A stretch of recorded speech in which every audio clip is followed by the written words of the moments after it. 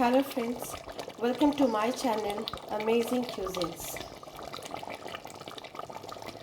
আমি সোনালি আপনাদের সবাইকে নিজের চ্যানেলে স্বাগত জানাচ্ছি।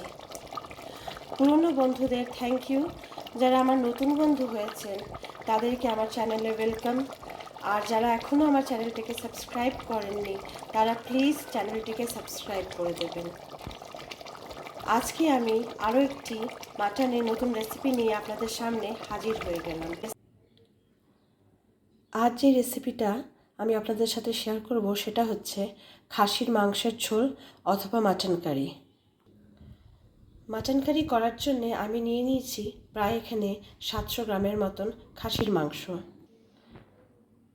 মাটন কারি রান্না করার জন্যে সবার আগে আমাকে এইটাকে ম্যারিনেট করতে হবে, আর যেগুলো ইনগ্রেডিয়েন্টস আমার লাগবে সেগুলো আপনাকে আমি সাথে সাথেই দেখিয়ে দেব। চলুন তাহলে ম্যারিনেশনটা সেরে ফেলি। ম্যারিনেশনের জন্যে সবার আগে আমি দিয়ে দেব 1 চামচের মতন হলুদের গুঁড়ো। তারপর আমি এতে দেব প্রায় দেখুন হাফ স্পুনের মতন আছে রেড চিলি পাউডার। আমি এতে দেব প্রায় হাফ স্পুনের মতন কাশ্মীরি চিলি পাউডার।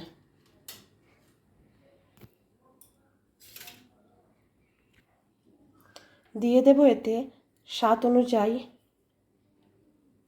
নুনটাকে আপনারা স্বাদ অনুযায়ী পরে অ্যাডজাস্ট করে নেবেন।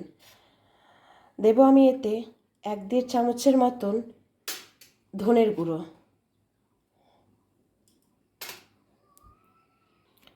আজকে এই খাসির মাংসটা আমি স্পেশালি ধনের গুঁড়ো দিয়েই রান্না করব।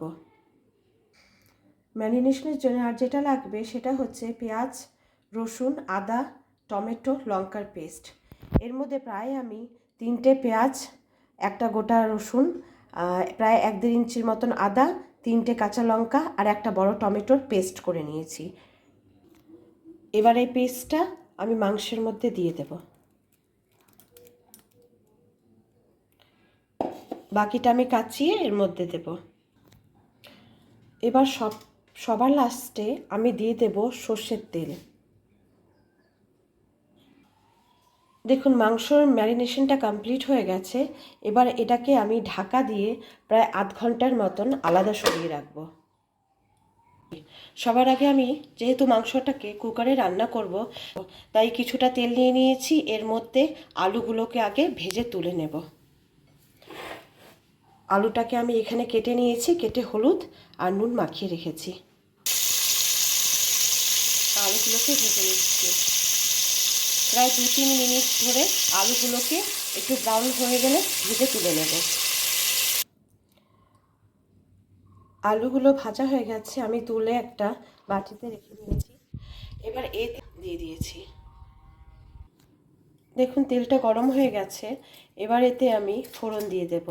ফোড়নে সবার আগে দিয়ে দেব 2টো ছোট তেজপাতা, দিয়ে দেব গোটা গরম মশলা, তার মধ্যে একটা দালচিনি, একটা আছে 2টো আছে এর মধ্যে লবঙ্গ আর 2টো এলাচের দানা।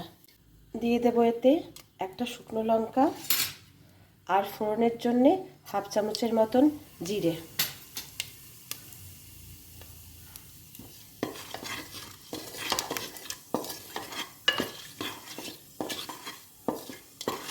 পনেরো 20 সেকেন্ড এগুলোকে নাড়াচাড়া করার পর আমি এতে দিয়ে দেব কিছুটা পেঁয়াজ কুচনো, প্রায় 1টার মতন পেঁয়াজ আমি কুচিয়ে রেখেছি। একটা পেঁয়াজ আমি কুচিয়ে রেখেছিলাম, এই পেঁয়াজটা আমি দিয়ে দিলাম।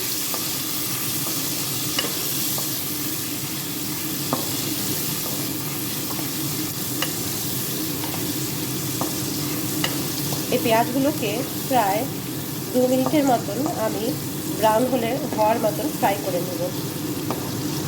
একটু ব্রাউন হয়ে যাক।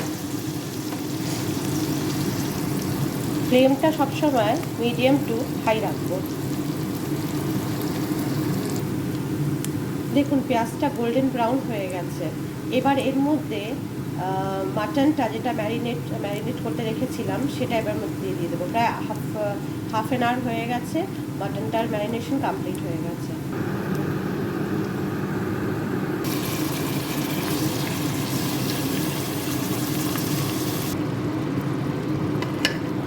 সব মাটনগুলোকে দিয়ে দিয়েছি।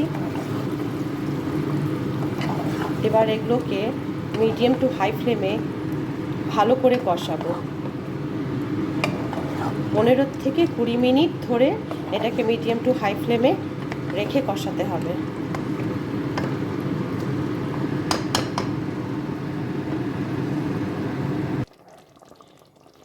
এতে আমি আর একটা ইনগ্রিডিয়েন্টস অ্যাড করব। এ দেখুন, একটু সামান্য অল্প গোলমরিচের গুঁড়ো আমি এতে দেব। সবসময় ঝালটাকে নিজের স্বাদ অনুসার আপনারা অ্যাডজাস্ট করবেন। দেখুন, মাংসর জলটা আস্তে আস্তে ছেড়ে দিচ্ছে। যতক্ষণ এই জলটা শুকিয়ে ড্রাই হবে আস্তে আস্তে মশলার সাথে, ততক্ষণ অবধি কষাবো আমি। এই আঁচটাকে আমি রেখেছি, ফ্লেমটাকে লো টু মিডিয়ামে রেখেছি। দেখুন, কষাতে কষাতে 15-20 মিনিট হয়ে গেছে, এখনও এতে জল আছে।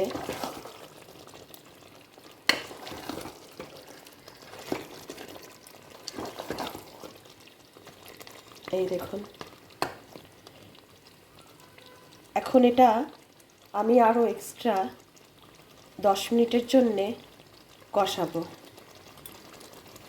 তার আগে দিয়ে দেব এতেই ভাজা আলুগুলো। আমি মাঝে মাঝে একটু স্টার করছি যাতে বটমে না লেগে যায়।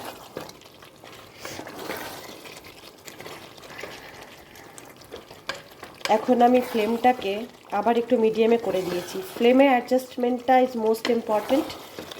বুঝে অ্যাডজাস্ট করতে হবে, কখন লোতে দিতে হবে, কখন মিডিয়ামে, আর কখন হাইতে।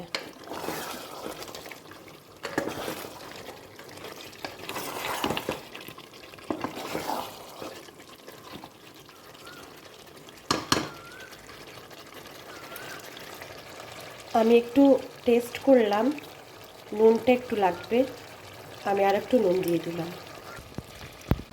দেখুন, 10 মিনিট ধরে আমি আরও সাঁতলিয়ে নিয়েছি মাটনটাকে, আর অয়েলটাও রিলিজ হয়ে গেছে।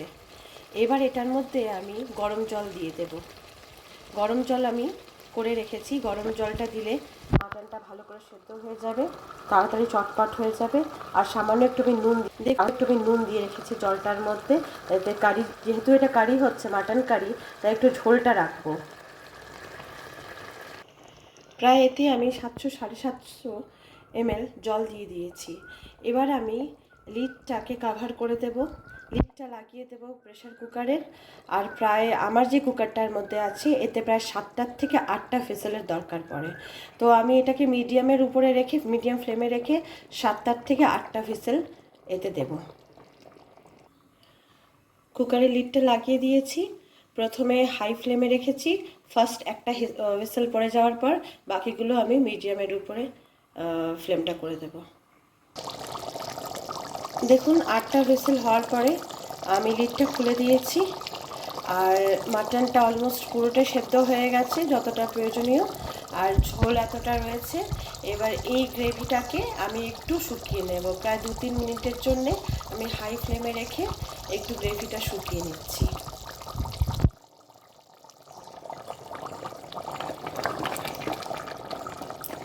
একটু গ্রেভিটা শুকিয়ে নিলে আমি এর মধ্যে ফাইনালি গরম মশলাটাকে অ্যাড করে দেব নামাবার আগে। ঝোলটা অনেকটা ড্রাই হয়ে গেছে। এবার এতে আমি ফাইনালি গরম মশলার গুঁড়ো ছড়িয়ে দেব। এটাকে একটু, গরম মশলাটাকে একটু নাড়াচাড়া করে